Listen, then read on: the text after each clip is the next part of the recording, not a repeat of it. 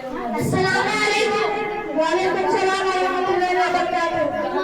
यानी आजादी कब मनाया जाता है? हर साल 15 अगस्त को। यानी आजादी किस मुल्क को आजादी दी है? भारत का। भारत ने आजादी किससे हासिल की? ब्रिटानिया से। यानी आजादी क्यों मनाया जाता है? क्योंकि उस दिन भारत आजाद हुआ था। 15 अगस्त 1947 के भारत का पहला वज़ीर आज़म कौन बना? पंडित जवाहरलाल नेहरू। यानी आजादी पर भारत का झंडा पहले दिन कौन लहराया था? दिल्ली के लाल किला। यानी आजादी कब मनाया जाता है? 15 अगस्त को। यानी आजादी क्यों मनाया जाता है? क्योंकि इस दिन 1947 में भारत को अंग्रेजों से आजादी मिली।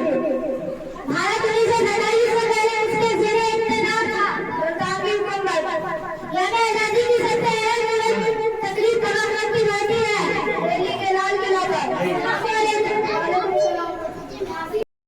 अस्सलामु अलैकुम व रहमतुल्लाहि व बरकातुहू। वालेकुम अस्सलाम व रहमतुल्लाहि व बरकातुहू।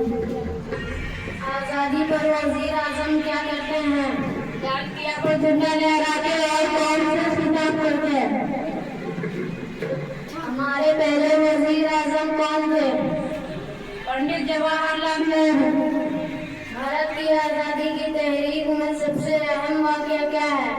2857 की जंग आजादी। भारत की आजादी की अजीम रहनुमा कौन है? महात्मा गांधी, जवाहरलाल नेहरू, सरदार पटेल, मौलाना आजाद हो गए। भारत का कौमी फल कौन सा है? आम। भारत का कौमी फल है। हर साल 22 जुलाई को नेशनल मैंगो डे मनाया जाता है। भारत के पहले गवर्नर जनरल कौन है? श्री राजा गोपालाचारी। भारत की आजादी के लिए सबसे मशहूर रहनुमा कौन है? महात्मा गांधी। नारा इंकलाब जिंदाबाद किसने दिया? ये नारा मौलाना हजरत मोहानी ने दिया था और इसका नारा भगत सिंह ने अवामी मकबूलियत तक पहुंचाया। हराम हराम